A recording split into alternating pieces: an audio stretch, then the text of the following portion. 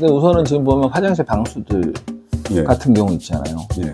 근데 이제 방수하기 전에 보통은 이제 예전에 이제 뭐 15년 전이든 20년 전이든 대부분 시공하는 게 합판에 시멘트 보드. 그 다음에 이제 방수를 했단 말이죠. 예.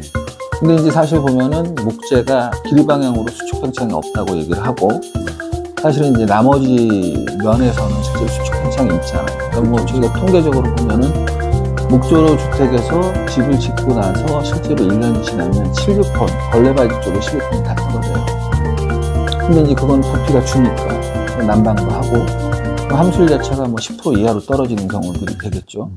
그러면 이제 거기에 대한 코킹들을 실질적으로 1년이 지나거나 아니면 좀 넉넉하게는 자리 잡고 한 2년 정도 됐을 때 또 마감을 해주면 그 이후에는 증상이 안 나타나요.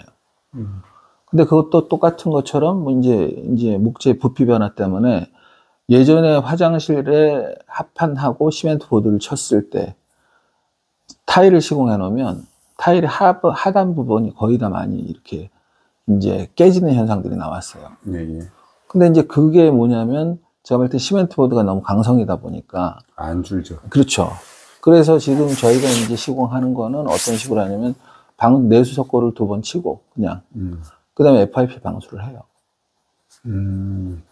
그러면 실제적으로 땡긴다고 하더라도 석고는 이제 약하니까 사실은 못을 땡겨가는 거죠. 피스를. 그렇죠.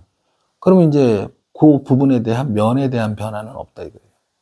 근데 FRP 방수를 옛날에 한때 많이 했었잖아요. 10년 이전에는 많이 했었는데 네, 안 한 이유가 추측하면서 FRP가 깨진다는 개념이 이야기하더라고요. 근데 거의 이제 그게 코너 어쨌든 모든 방수들은 담부에서 그렇죠, 문제가 그렇죠, 되잖아요. 그렇죠. 그 코너 부분에 대한 보강들을 어쨌든 뭐 해야 되는 거죠. 사실은.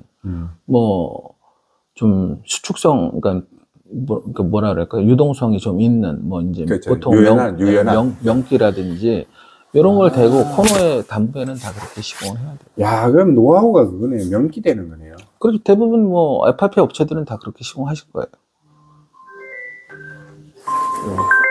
야, 그러면 이게 지금 방수의 노하우가 명기에 있다는 걸로 저는. 그쪽에서 어쨌든 실제로 보면은 이게 몇 번을 그 코너 부분들을 보강을 하잖아요. 예, 예. 근데 이제 뭐 이거는 사실 대부분 동일한데 콘크리트 주택에서도 이제 지붕면에 방수를 할 때 사실 하단부에 뭐 우리 역전 지붕이라든지 이런 것들도 하단부에 사선으로 시공을 할 수 있게끔 한단 말이에요. 그렇죠. 거기가 이제 실제로 담부에서 문제가 생기니까. 그러니까 그 부분에 대한 것들도 FRP에서도 하는 거죠. 그럼 FRP 그 명기되는 거를 어떻게 되는지 한 번만 잠깐 이렇게 그려주시면. 네. 보통 이제 벽면이 있고 바닥면이 있을 거 아닙니까? 예. 이 부분에 이렇게 사선으로 되는 거죠. 아, 벽면과 바닥면 사이에 사선으로 된다. 네. 이게 핵심이네요. 그렇죠. 그러면 이제 사실은 방수는 이렇게 해서 여기까지 돼요. 여기 이제 FRP가 여기 있고 뒤에는 석고보드 고정이 있고. 그렇죠. 이게 FRP가 있다고 하면 요 면 뒤로 석고보드가 고정이 내수 석고. 야, 그렇게 쉬웠던 거를 우리가 막 지금 FRP가 안 했던 게 깨진 이유 때문에 안 했는데. 그냥 강성이 있어도 사실은 기본적으로 구조적 변형들이 그렇게 큰 폭은 아니잖아요. 그러면 사실은 뭐 수평면에서의 변형들은 거의 없다고 보는 거고 하판이 또 상쇄를 하고 그러면 이제 사실은 담부잖아요. 말담부. 그렇죠. 담부에서 크랙이 다 나죠. 이것도 하나는 저희는 이제 FRP를 쓰는 이유가 이제 화장실의 하수배관 하나는 여기를 다 절단을 해서 말아놔요. 네. 물이 흐를 수 있도록. 네. 그리고 타일 시공 전에 파이프를 하나 이제 보통 이중 드레인들이 많잖아요. 예. 근데 이제 이 FRP에서는 요거를 이렇게 꽂아 이제 말아서 놔주고 요 위에다가 저희는 이제 시공할 때 파이프를 똑같이 잘라놓은 파이프를 실리콘 코킹만 한 뭐 3점에서 4점 정도 해서 살짝 붙여놨나요. 요것을 제가 지금 잘 이해 못했습니다. 한 번만 더 설명해 주시면 안 되겠습니까? 그러니까 이제 만약에 보통 욕실 배관들이 파이프가 이렇게 올라오잖아요. 그렇죠. 이렇게 되고 이렇게 해서 내려가죠. 보통. 그럼 여기 이제 FRP 방수를 하면서 요거를 잘라내고 요렇게 해서 말아 넣죠. FRP에서. 그렇죠. 살짝. 그러면 이제 욕실에 뭐 누수가 발생이 될 수도 있잖아요. 근데 이 통로를 통해서 빠져나가는 거예요. FRP는. 그리고 누수 자체가 일로 나와. 네, 그렇죠. 그리고 이제 그 위에 파이프는 살짝 잘라서 이제 절단한 게 있으니까 요게 이제 코킹들을 한 4점 정도 해서 붙여놓고 그러면 그 사이가 이제 공간이 뜨는 거죠. 그렇겠죠. 그럼 바닥물들은 실제로 그쪽으로 빠질 수 있게 유도를 하는 거예요. 그러면 여기서 굽에 잡는 몰타를 하는 건 요렇게 치는고 요게 타일이 붙는 굽의 거예요? 몰타는 거의 제가 봤을 때는 의미가 없다고 봐요. 그거는 타일을 위에 그냥 표면문이고. 타일을 밟고 여기에 붙인다고 지금 보시는 거죠? 타일은 실제적으로 3월에 깔고 예. 그 다음에 이 위에 붙이죠. 그러니까 그 사이에 밑에 물은 여기로 밑에 빠진다. 물은 만약에 이제 누수가 된다고 하면 3월에가 이제 실제적으로 뭐 어쨌든 이제 차게 되면 어느 쪽으로 물이 몰릴 거 아닙니까? 그 물이 실질적으로 이쪽으로 빠지는 거죠. 그리고 타일은 시공하고 여기에 유가가 하수 유가는 그 위에 붙고. 그렇죠. 타일면에 맞춰서. 야, 요래 살짝 붙이는 게 노하우네요. 제가 볼 때는 노하우고 명기와 살짝 붙이는 그 2개가 노하우네요. 그렇죠. 그렇다고 봐야 되겠죠. 이게 힘을 안 주면서 이렇게 공사하는 게 완전 노하우인데 이 명기를 붙이는 사각형 요거 하기 귀찮아서 사실 안 하는 거거든요. 근데 저기는 귀찮은 게 아니고 이거를 뭔가로 해야 된다는 아이디어에서 유연성 있는 제품을 생각을 못 했던 거죠. FRP는 지금 시공하는 업체들은 아마 대부분 다 하죠. 이제 그렇게 보면 이제 뭐 이제 우리가 이제 이중 배수를 할 수 있는 드레인도 되는 거고 FRP 자체가. 야, 이게 이중 배수를 하는 게 좀 핵심이네요. 이중 배수. 그러니까 뭐 이게 사실 말씀드리면은 상부의 타일 쪽에서의 물 쓰는 부분들은 이쪽으로 유가를 통해서 밑으로 내려가고 혹시나 만약에 누수가 발생이 된다고 하더라도 파이프 쪽으로 다시 타는 거죠. 그렇죠.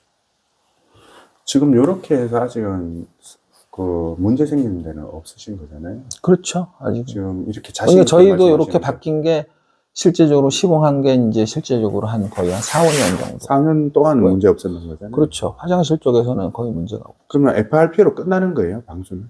방수는 FRP 끝나는데 말단 부분, 이제 엑셀, 지금 저희가 이제 보면 한국은 국내는 사실 보면 바닥에도 난방이 깔리잖아요. 그렇죠, 그렇죠. 그 난방이 깔리니까 이 FRP 이제 난방 배관이 들어오는 이 높이가 예. 타일보다는 살짝 낮으면서 그렇죠, 그렇죠. 바닥하고는 단차가 있어야죠. 그렇죠, 그렇죠. 지금 그리고 화장실에도 난방을 하시는 거 맞잖아요. 네, 그렇죠. 그렇죠. 그리고 이제 들어오는 부분들은 어차피 FRP 시공이 안 되기 때문에 이제 우레탄 실리콘이라든지 이런 걸로 해서 막. 하긴 요새 물을 막 펑펑 쓰지는 않으니까. 그리고 또 하나는 이제 하부 바닥면하고 단 차이가 있기 때문에 그렇죠. 그 정도 물이 만약에 새려고 한다 그러면 완전 누수예요. 그렇죠, 그렇죠.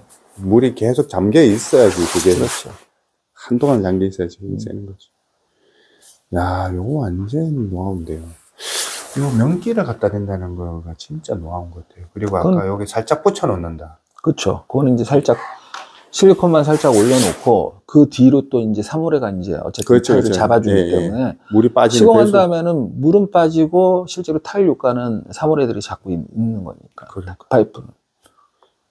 그렇게 그럼 되는 저희가 요런 거를 설계 반영해야 되겠네요. 설계해서 반영하시긴 좀 그러신 거 아닌가요? 왜요? 아니 어쨌든 비용이 들더라도 드레인들이 나오는데. 이렇게 아파트에 이제 아파트 같은 경우 시공한다 그러면 뭐 이중 배수관이라고 해서 이런 것들이 나오죠. 주택에서는 이제 소량들을 구입하기 힘드니까 안 쓰겠지. 그 이런 노하우가 있긴 해야 되네. 결국은. 근데 이게 콘크리트 때는 좀 더 쉬워지는 거겠네요. 지금 목구절 때 이래 수축되는 거에 대한 생각이 있으신 거잖아요. 그렇죠.